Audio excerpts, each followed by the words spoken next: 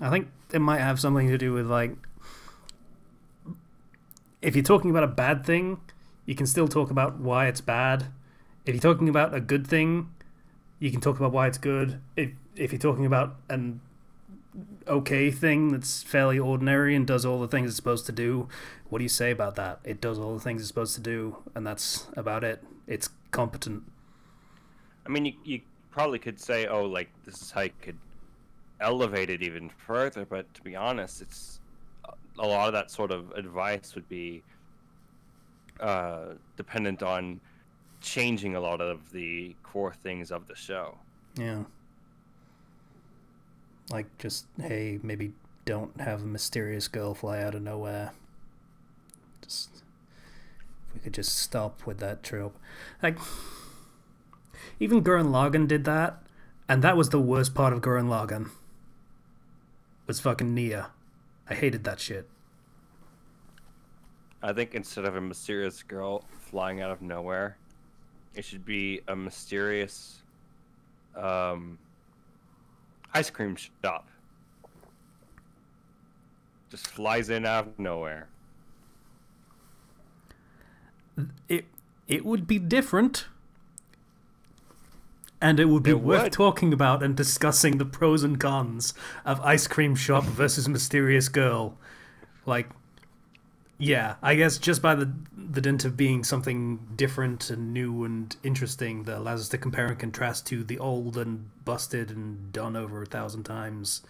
Yeah, that would be more interesting to discuss, at least. The mysterious ice cream shop must always keep moving so that it can go to colder climates so that the ice cream doesn't melt.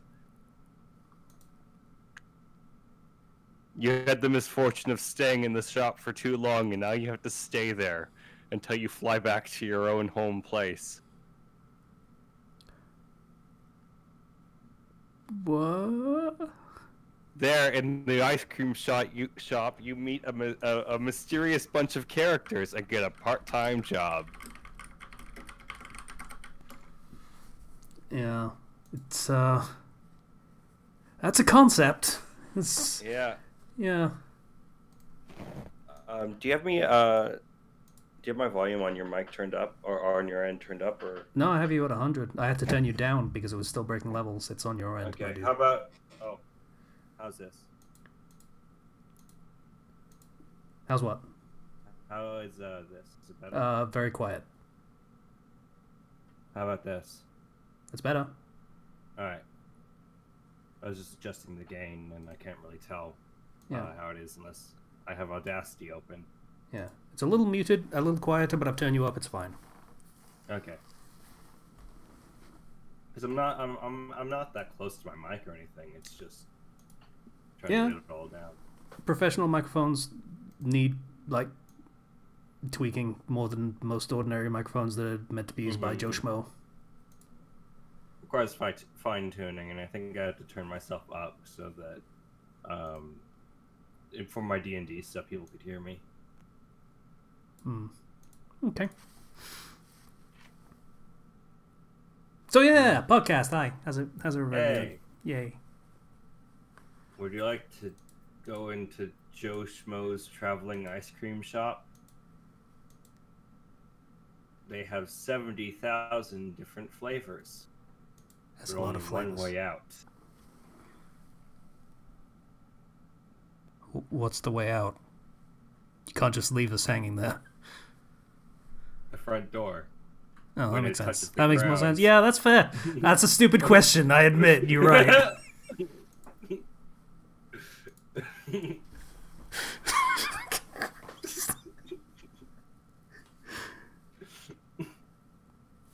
Okay. So, I'm Casey. Hi, how's it going? Good. Zero's here. Zero. And we have Patient.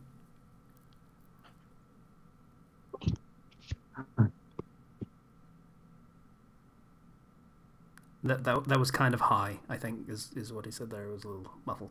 He sounded kind of muffled, yeah. Alright. So, has anyone got anything to talk about? I have very little. Oh, I've been playing Paper Mario: The Origami King. Is that the new one? Yeah, came out. Is it good? I've been going back and forth. Oh. Cause like, here's the thing: it's not a typical RPG, in the sense that battles give you coins, right? And you get coins for how skillful you do your battles. And coins can be used for several things. They can be used for in the beginning of battles, and there's lots of scripted battles. Most of the battles you're going to fight are scripted and tend to be better for it. But you can spend coins to get help from toads, which toads are hidden throughout the environment and throughout the world. And every time you find a toad, they get added into the audience in the background of your fights. And there's tons of toads to find, and it's always fun to find the new ones. So you can spend coins to get them to help you in battle, or you can spend coins to add time to your timer for your round, so that you can have more time to figure out how to rotate the stage to line up your enemies for your attacks. And coins can also be used to purchase collectibles as well as accessories, which are essentially permanent upgrades that you can equip or unequip as you see fit, and that you uncover as you go throughout the world. Coins have lots of other uses for like items and everything, but that's kind of the main thing. Is when you go into a battle, you're typically all you're going to get out of it is coins and then confetti, which you use to fill in gaps in the world caused by these giant paper mache enemies that eat at the world, because the world has been invaded by the Origami King, who is turning the minions of Bowser and everybody into paper mache enemies and folded origami enemies. So, that being said, the boss fights get very complex, and you have this thing called the 1,000 folded arms that you can use to during boss fights, like grab a part of the boss, and like there's a rubber band boss I fought, and you grab him by the top of his rubber band head and pull him back and snap him, dealing tons of damage. The writing is very fun. One example, my favorite example of like, because toads all have like one-liners when you free them. One toad is like stuck in the ground amongst all these other toads stuck in the ground, but he's like particularly stuck in, and you pull him out, and his text box is, "They buried me the deepest because I was the one they were most afraid of. Now I'll have my vengeance." And then he runs off screaming. That's pretty good. It's hilarious. I've laughed out loud several times at this game. It takes a while to really get like moving, but once it starts to like ramp up the difficulty and get moving, it becomes genuinely pretty fun. And there's lots of mini games and parts where you solve puzzles in the overworld, or you even do combat in the overworld, rather than all of it just being in the ring system combat traditional thing. And when you fight bosses, the ring system reverses. So instead of being in the center of a ring that you rotate around to fight enemies, you are on the outside, and you have to rotate elements of the ring to form a path to fight the boss. We're picking up collectibles and everything. It's very complex, especially for the bosses. And I've been having a lot of fun with it. I was kind of meh on it at one point. Like in the beginning, I was like, yeah. Then I got to be like, meh. I pushed through that, and now it's just fun again. It really helps once you get your first sort of party member who joins alongside you. You don't control him, but he's a Babam who has amnesia. And your partner, Olivia, who's the sister of the Origami King, just calls him Bobby because she's an actual idiot and can't remember anything. And so we just call him Bobby. And he's just fun character. Fun interactions, fun dialogue. you have an attack like Sticker Star. I played Sticker Star, and Sticker Star had that problem where every single action you did in combat was consumable. Like, if you want to jump, you have to use a jump sticker, and then you lose that jump sticker. What they decided to do here is rather interesting. You can equip about 4 weapons, and you have your standard jump and your hammer. Your jump and your hammer will always be fine. There will be no durability attached to them, but there is durability attached to the special jumps and special hammers. So what you end up doing is, in the more difficult battles, it becomes sort of an element of resource management of these enemies are weaker, so I want to use my normal jump, but these enemies are stronger, so I want to either use my stronger jump or an item instead. So maybe I want to use an item so I can save the stronger jump for when I come across a boss. So it actually works out pretty well. This is suddenly reminding me of a thing. Like, hey, you remember how you were not enthused about Sticker Star because there was no point in getting into combat because it would just drain you of resources for no gain? Yeah. You remember how I felt about Breath of the Wild? Mm-hmm. Yeah. The difference for me with Breath of the Wild... I'm not saying there's not a difference. There is a difference, but it's just that kind of same thing that is your problem. Yeah. It's just different tolerances for it. You thought it was fine for Breath of the Wild and this game, apparently, where it's not quite as pointless. But I probably would not like this game for that reason. Because the way you're describing it, it sounds very similar to how Breath of the Wild functioned in terms of, yeah, you can probably get along fine, but you never want to use your good resources because you'll just lose them. Here's the thing. There are shops, so you can just fill up on items if you want. You'll have more than enough coins if you just do combat. So that's really not too big of a downside. Right.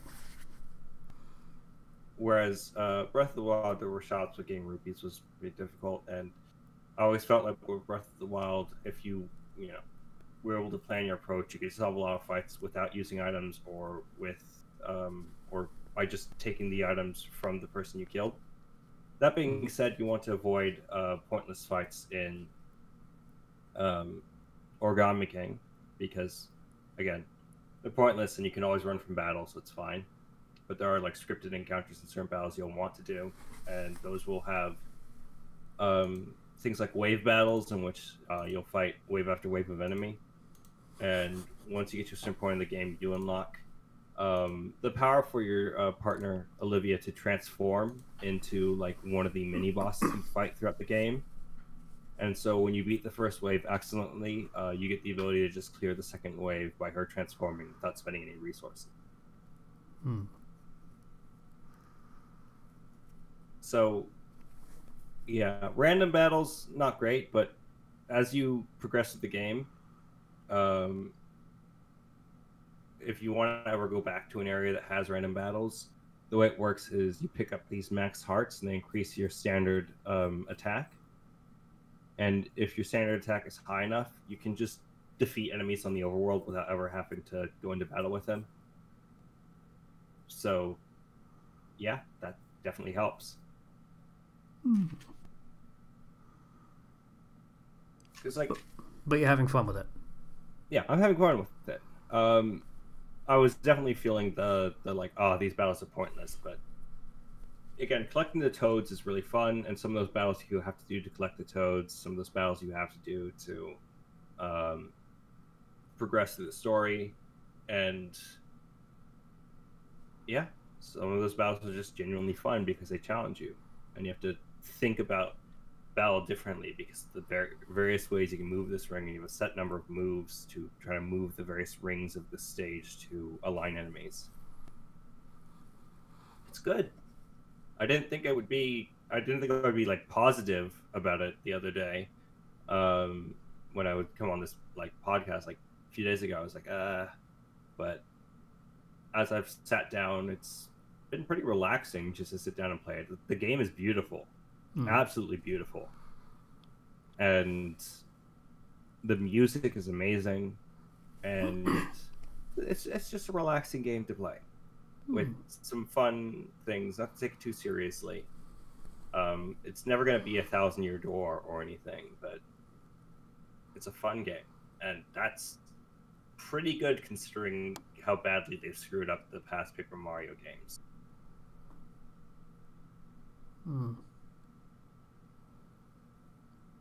I'm suddenly reminded, like, I took a week off last week. I think this is recorded on Sunday, so 2 weeks ago for people listening. But yeah, I just remembered that I have a Switch and some games that I would have liked to play that are very relaxing that I probably could have played while I was on break. Whoops. Yeah. Fucking Mario, that would have been good. Or Smash. I still haven't finished.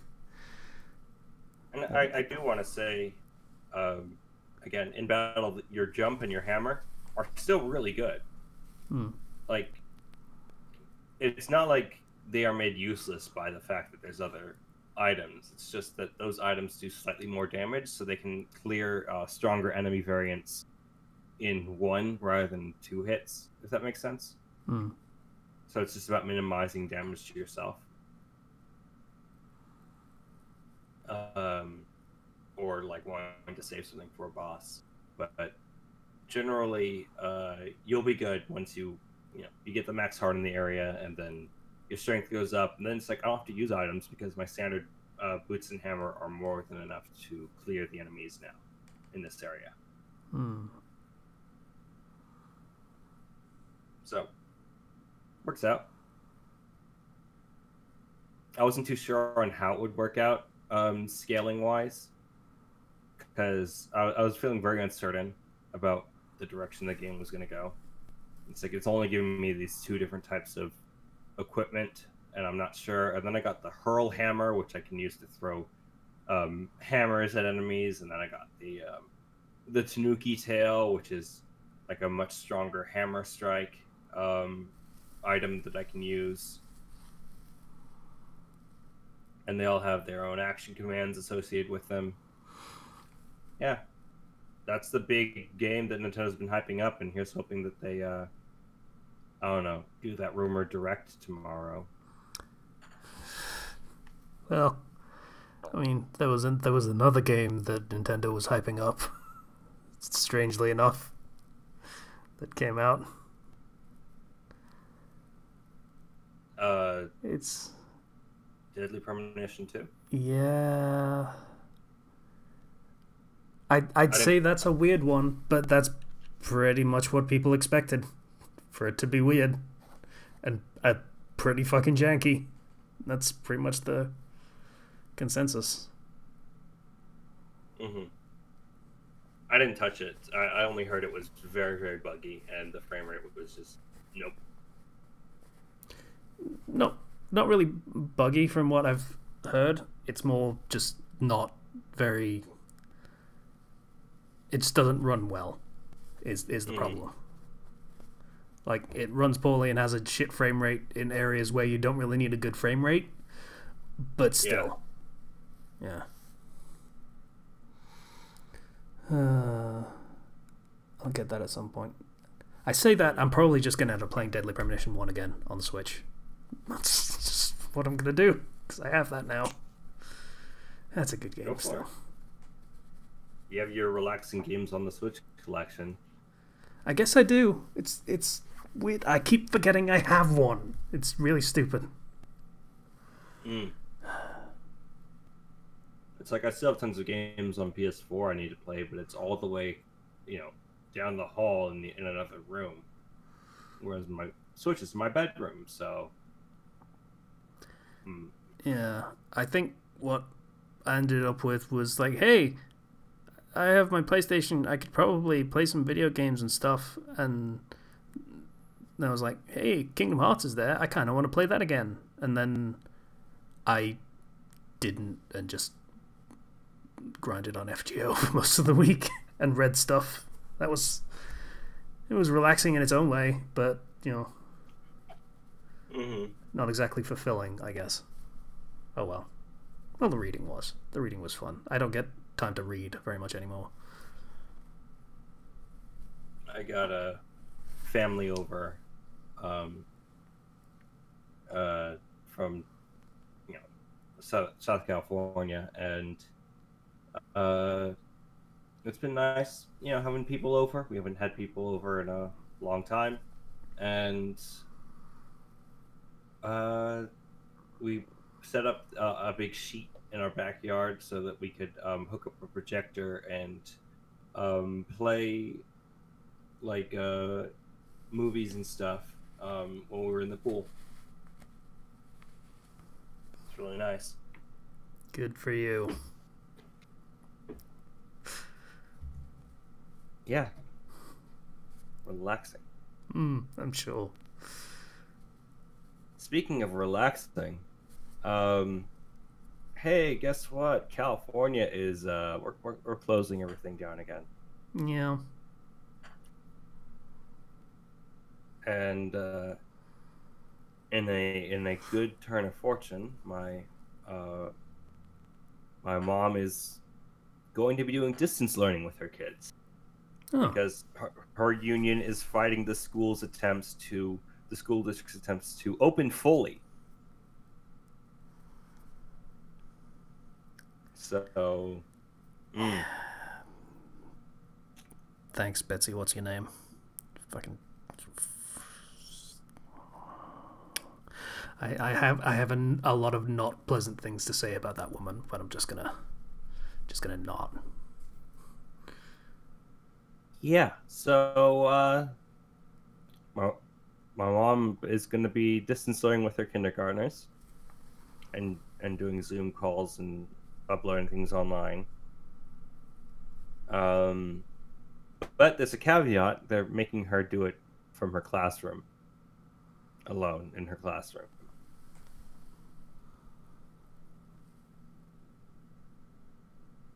Hmm. Hmm. Not really sure what that accomplishes. It's all about accountability, so that teachers actually teach for the full day.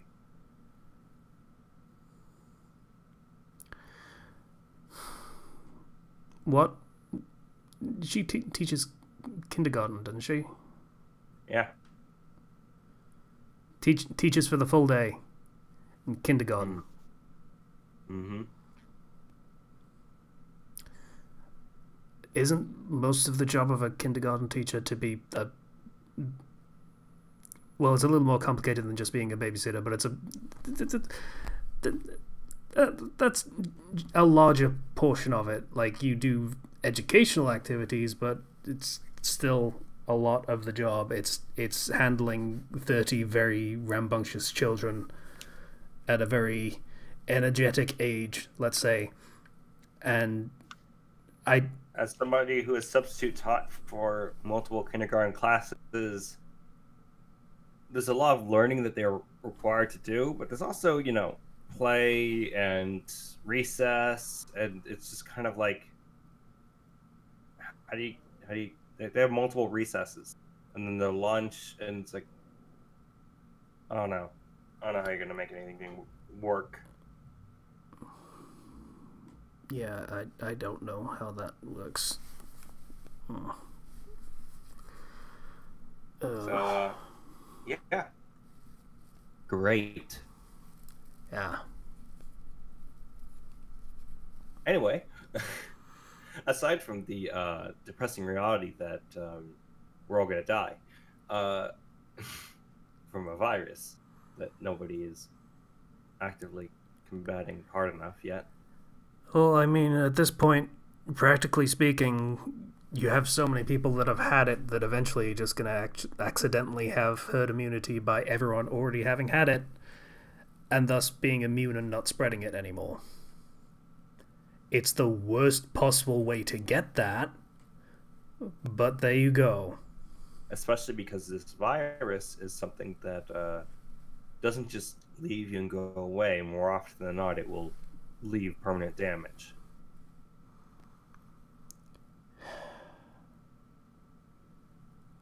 I need to stop looking at the statistics for America and comparing it to the worldwide ones because it's just depressing. There was an interview with one of the guys from Fox News and Trump, and it was a weird case of like this guy calling out the president on his just straight up lies and misinformation, and at one point, he's just like, Trump's like, and Biden wants to defund the police, wants to abolish the police, and he signed a charter that's going to defund and abolish the police, and the interviewer's like, no, he didn't. That charter doesn't say anything about that. And Trump's like, okay, let's bring out the charter. It's like, and so he brought out the charter, and he found that there was nothing in there that said defund or abolish the police. And so our president is kind of an idiot. Really? Yeah. It's a hot take right there. He brags about his cognitive test, and then the interviewer says, "You mean that cognitive test? I took it myself. It's not very hard. They show you pictures of elephant and ask you what it is."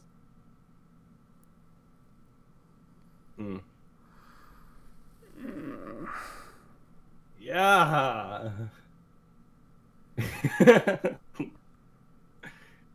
Ah.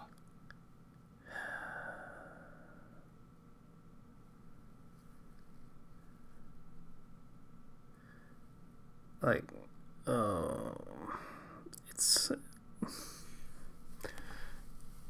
it's strange when a lot of culture is dominated by America still.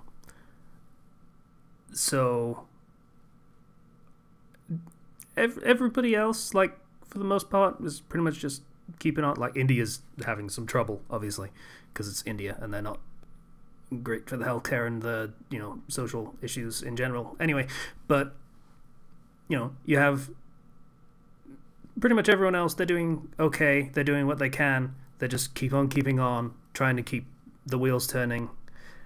And then you have America, where people are fucking pulling guns on people for saying, "Hey, wear a mask. We're in the middle of a deadly pandemic," and you have the president saying, "Oh yeah, the virus is going away." Meanwhile, you account for almost a quarter of all cases daily of the virus. It's going to go away one day. We're handling it much better than other countries. Other countries aren't handling it better because they're behind on testing. They're lying about their numbers. We're the best. That's what he said. Mm-hmm. Gets your blood boiling, doesn't it? Anyway. I'm just remembering better times when, like, W was fucking doing his stupid shit, talking about nuclear disarmament and shit like that, and weapons of mass destruction. It feels so quaint in hindsight. I remember when Obama was the president, and then there was the Obama memes and the you mean the Chaos Emeralds? Because I have the Chaos Emeralds right here. No, Mr. President, no. Chaos Control. I have no idea what you're talking about. You've never seen that meme? No, I don't really want to either. I feel like it wouldn't be better with context. Oh gosh, it's somebody like, man. Anyway, point is, it's getting pretty bad out there. It's getting pretty scary out there. But hey, everybody, all our listeners at home and elsewhere that is not their home. Or let's put it this way, all our listeners at home. Just stay safe out there. Oh. It's a crazy world. Some places are exceptionally unsafe right now. And some places, gosh, I just can't get over the fact that there are people who are so angry that they have to wear a mask. I wore a mask into my work the other day in 100-degree heat in a hot kitchen for my entire shift. You got sweaty. It sucked. Yeah, but I did it. Yeah. It's usually how that works.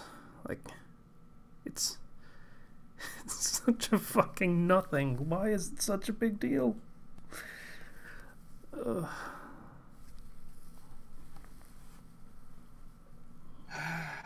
Well, what are you gonna do?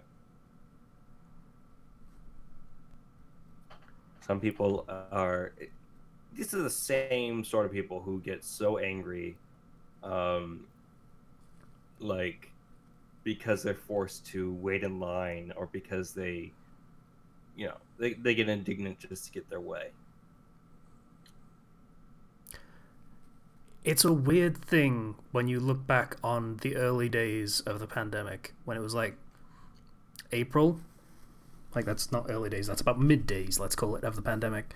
But you had people so livid that the World Health Organization changed their stance that, yeah, you probably should wear a mask because that'll help stop the spread.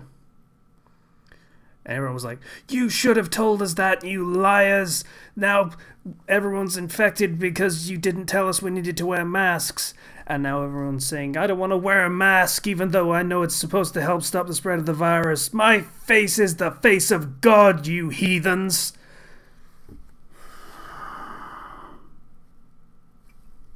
I still can't get over the fact that people are like, there's that one clip from people in Florida. It's like, yeah, no offense to the people that are religious and like stuff. That's not aimed at just religious people. I'm religious. I'm Christian, but like when I hear somebody say, "You're trying to take away and block my access to God's perfect breathing system," and I'm just like, what? Yeah. I think my sister my sister believes in the conspiracy theory of like, oh, this is just all a trick from the government, so that they can control us. You should probably inform her they were already controlling us. Or rather, actually not the government. The government actually doesn't do that much nowadays. They just kind of, a glove of corporations at this point. They're gonna put tracking systems, a tracking chip in the cure, and they're gonna control us and monitor us. And motherfucker, if you have Facebook, they can track your ass anyway. I know, right?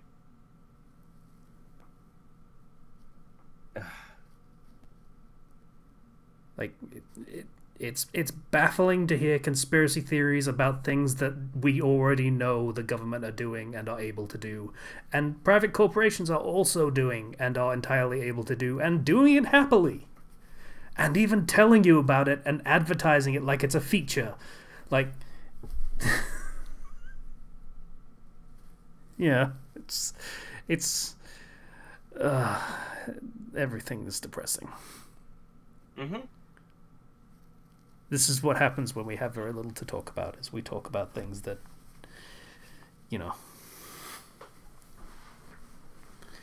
everything sucks. Have you got anything else, Zero? Platinum was fun. Sorry? Platinum was fun. Really, honestly, like, nothing much has happened that really stands out to me. It's like, you'd think that something big would have happened, and that we'd be talking about it, but again, COVID's happening. That's the big thing that's happening. Nothing else is going on. I mean, a while ago there was the whole mess with the fighting game players being outed for all that awful stuff. Ooh boy. And that's still awful. Oh yeah, I've been keeping tabs on the whole Yandere sim thing, because I find that just immensely gratifying to see that Yandere dev just, you know, getting kicked in the teeth every now and then. This is an awful person. And there's a fan game called Lovesick, and it was like using the title that he had wanted to use when he switched over from Yandere Sim to something else, even though he said that, oh, I'm not going to do that. And then he did this whole thing where he tried to, you know, imply that if they didn't take down their game and claim it was a fraud and like say, oh, go to the real game, then he would, you know, commit suicide, is what he implied. Kind of that awful manipulative stuff. And you know, they reached a sort of like an agreement of like, okay, well, we were going to make this fan game our own thing. And by the way, in 2 weeks it looks better and runs better than Yandere Sim, which has been in development for over 6 years. Yeah, that I looked into the history of the development of that, and the most depressing part was when he partnered with, I forget who it was. Tiny Build. Tiny Build, yeah. It was a developer that you know, they have some cred. They've done quite a lot of games, and games that came out, which is, you know, important as a milestone. And they worked together for like 8 months, and then they split, supposedly amicably, and just... It was not amicably. Publicly, it was amicably. At least as far as statements from Tiny Build are concerned, I think. I believe he blackmailed them so he didn't have to pay the $30,000 for early ending of their contract.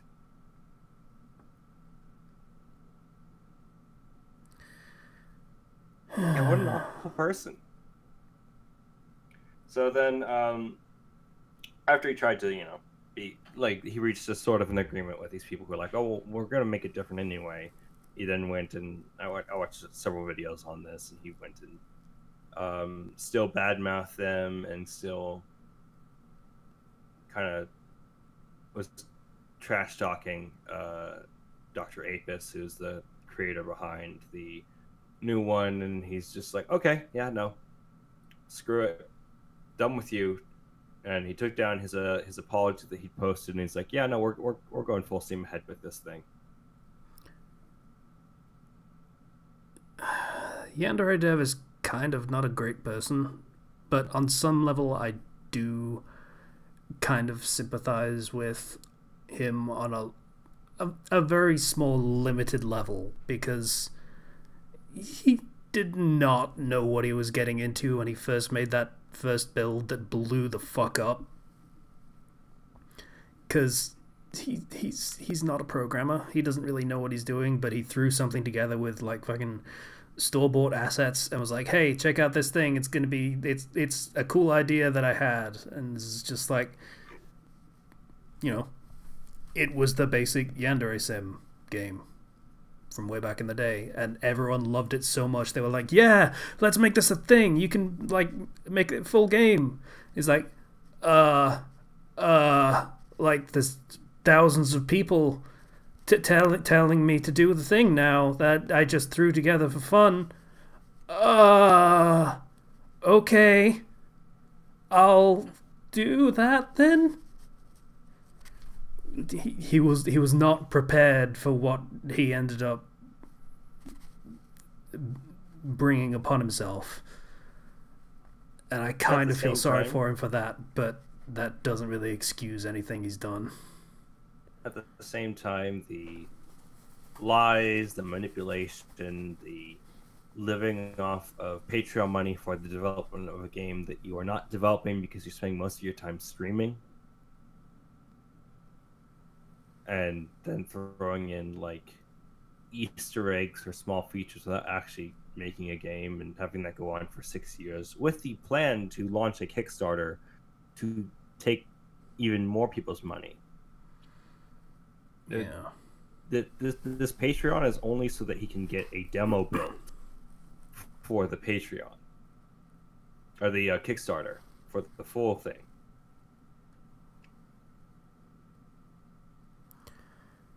Yeah, like I am a patron of a few different game developers of certain particular predilections, let's say. And pretty much every couple of days, I get an alert from their Discord saying, "Hey, we're streaming, so come join us and watch what we're doing to contribute to the development of this game." And I'm like, oh, every single time it's like, I don't fucking care, leave me alone. But at the same time, those streams show they're very publicly showing that they are absolutely fucking working on this game. For all of the people that say, they're just fucking being lazy and just taking people's money month after month. No, they're working on it, and they have the receipts to show for it. But, you know, it's very different when when what you're streaming is, 6 or 7 hour streams of you playing just regular video games and doing that every day, and then complaining in your videos that you release that you don't have enough time to make your game. And then you're taking a vacation as well.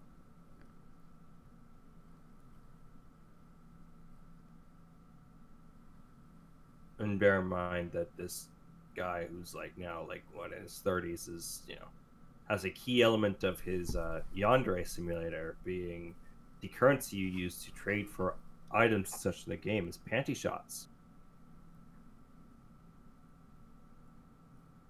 Yeah. That feature was removed in the fan game. I don't really care about content moderation for games. But that's not an argument that's going to win me over. Sorry. But again, when I feel like, I don't know, if you're doing a high school sim thing, a part-time job would be better. It feels like an unnecessary step. In the context of the game, I don't agree with a lot of the decisions that he's made regarding that whole yandere sim thing. And I talk about this so much because I used to be a fan of the project, and I watched every video for a while, and so now I can only look back at it and really? Yeah, I remember some of them. You showed a couple of them, back in the day, it must have been 2015, because it was a fucking Undertale fucking Easter egg where you could play as Sans or something. Yeah. And you just fling people about and stuff. That was interesting. Looking back on it, though, that little Easter egg was in place of, actual content. Well, that's the thing.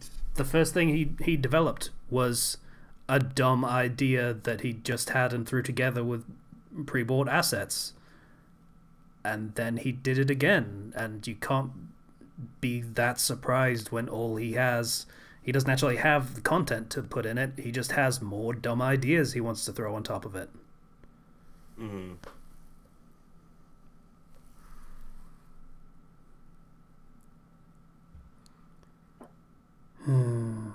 It's a depressing situation all around.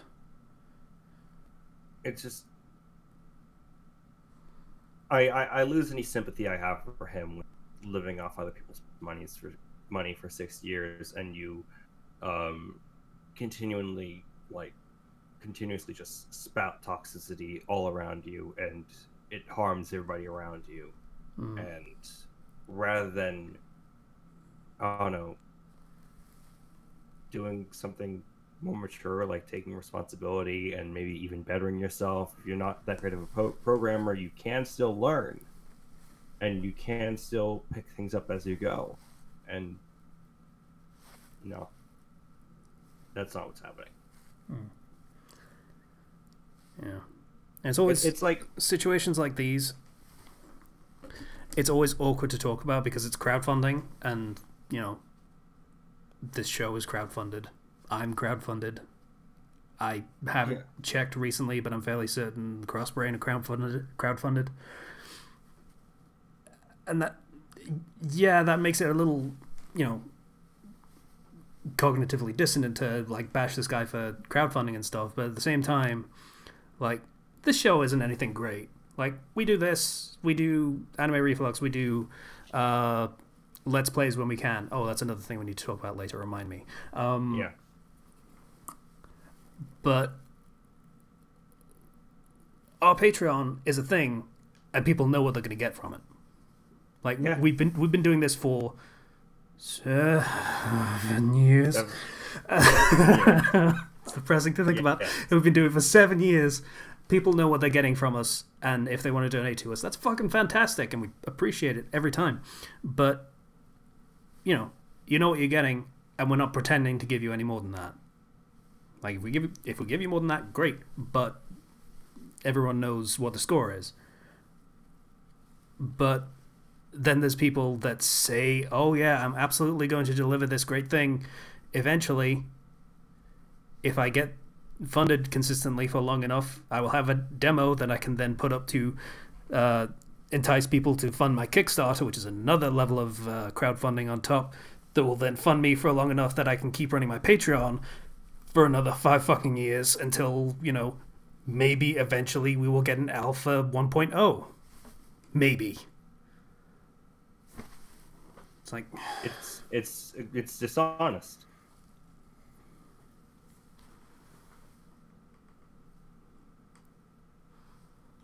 I feel like that the real purpose is, I'm getting free money. I want to get free money, and I don't know if he actually has any plans to finish the project.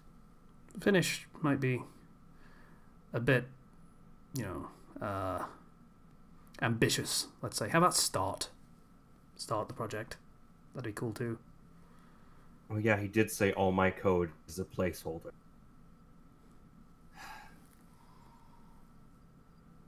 All my code is a placeholder, but the reason he was pissed off at TinyBuild was because they put in a bunch of code and he didn't understand any of it. Because it was optimized.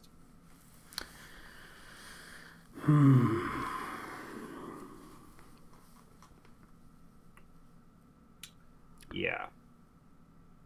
And it's people like this that are why all the other people that are trying to crowdfund their stuff, that are just trying to make stuff, have to bend over backwards to prove how hard they're working. Yeah, exactly. Because of fuckheads like this who don't work and don't want to and just want the free money. It's like, just go live off unemployment instead. Like, honestly. But I think he likes the attention, and he likes having his little Discord that he controls, and with an iron fist, and bans anybody who says anything negative. Likes a little echo chamber. This is a depressing episode. Hey! Remember when we talked about fucking COVID for 20 minutes? And then followed it up by the evils of fucking false crowdfunding? Fucking Christ. On the bright side, at least Patient has started playing Wind Waker HD again. I hear that's a very good game. Oh, it's very, very good. It's one of my favorite games. A lot of sailing. Good times. And he's unable to unmute, but he wanted to say that he's planning to buy Phantom Hourglass and Spirit Tracks after he completes Wind Waker HD. Both are really, really good. I wasn't a big fan of Spirit Tracks. It's not really my cup of tea, but Phantom Hourglass is definitely very fun. He had a normal week at work, and he started to learn to speak High Valyrian. Cool. Okay. It's an interesting choice in a post Game of Thrones world. Post finale. Said, oh, and they're releasing a dub of the Persona 5 anime, yeah, for $300. Quality of the show, lacking. Quality of the voice acting, on the other hand, ... Probably pretty good. Yeah, I mean, if they get the same cast, I mean, directing speaks for a lot of how good a dub is, but you know, the cast is solid. Can't complain about them. Okay.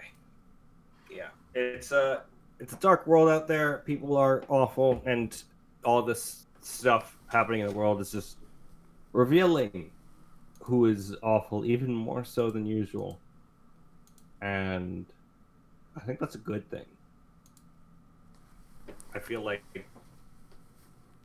and like, even though all this awful stuff is coming to light, we are really learning for certain who we just need to not deal with and avoid entirely. And the whole Yandere stuff doesn't really have much to do with that necessarily. But his subreddit got hacked a while ago, and then I went on it, and it was just joy.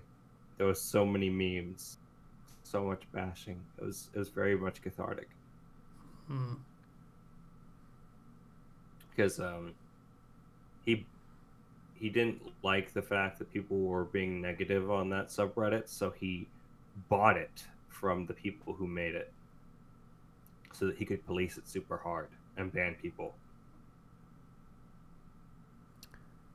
That's really depressing on many levels. Mm-hmm. You know what? $3,000 for a subreddit. You know what? $3,000 of money he got from Patreon. Upside. Fate Go is pretty good, you guys. It's a fun game. Mm-hmm. They're doing summer right now. Fucking waifus, right? Yeah. Happy times. Fate Extra is also really good. Been going back to that. I am very, very excited for freaking summer, the next one that's not rerun, because I want to roll. I have so much. Summer 3. So much. I have Summer so BB. much SQ. I got like 227 SQ and 19 tickets. I'm still sitting on like 800 quartz. Cause what are you gonna use that for? Raiko, when her banner comes up, like next week, and and Nobu, because she's great. Oh. She is the best character in the game, because she likes to blow things up. She is basically Mega Man. Yeah, no, I can definitely see that. Yeah. And then tell that to Dawn. Dawn will freak out because Dawn loves Mega Man. Mega Man is her favorite character. Yeah, it's literally Mega Man. And then just everyone on the BB banner. Yes. Mm-hmm. Yeah. It is the winner. Yeah. There are probably some people that really want Dolphin John, but nah.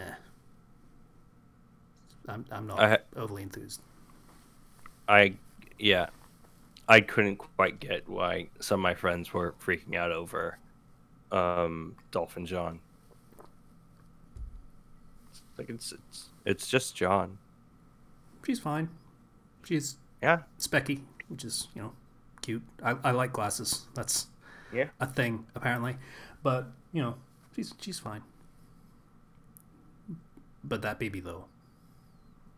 Yep. Yeah. Anyway, away from Gacha, that was a nice palate cleanser from all the other stuff that we were talking about for far too long to depress our audience with. I am terribly sorry. I don't know who started it. It might have been me. I don't know. Like, you were just saying, yeah, this sucks because of teaching, and then I went, about all the things. I apologize. But, yeah. Anything else to talk about, Zero? You got anything? You take the lead. Oh, okay. I did nothing last week, and that was pretty great. Yeah. That was pretty great. Just not even thinking of anything. And then I came back this week, and I realized, hey, the week after my holiday was the week where everything just sort of piles on. It's the busy week. Oops. So I'm a little behind at the moment. I probably won't be by the time this episode comes out, but that's fine. I still kept on top of it, which is much better than I would have done like 2 weeks ago, because it was the same situation then, and it was bad. It was so bad. Mm-hmm. So yeah, feeling better and back to work and stuff. Already got the Patreon stuff sorted and ready to go, is what I would like to say. But I realized during the recording of this podcast that there was a scene I wanted to include, but it would take too long to do now, so it's just going to have to wait until next chapter for that particular story. Oh well. Yeah. So I'm feeling good, despite the rest of the stuff that we talked about in this episode. Yeah. Yeah. Fandom Flux is a downer. Glad. That's the episode title. Pardon me. Well, hey. Maybe for next week we should try to find some more specific topics to avoid the depressing slide to the left. 2 hops. Cha-cha real smooth. Why, Zero? Why? No. Yeah. Maybe try and find some good news and fun things to have done next week. That's gonna be... Mm-hmm. Oh, I will say one thing. The fucking video game that I think Malix posted in Games a while ago. There it is. Yeah. This looks pretty cool, and it is now on my wish list because it's pretty cool. Oh. Yeah, it's one of those sim games, but you're a spaceship breaker. So you take spaceships apart to salvage resources from them. Oh, cool. It looks really cool. And I look forward to playing it when it's finished, because it's early access right now. But, that's fine. Yeah. Yeah. That's probably a good note to go out on. Like, hey, talk about all the shit stuff that like crowdfunding does, and then come up with like a really good example of people like putting in the work to have a really good thing ready to go before they ask for money.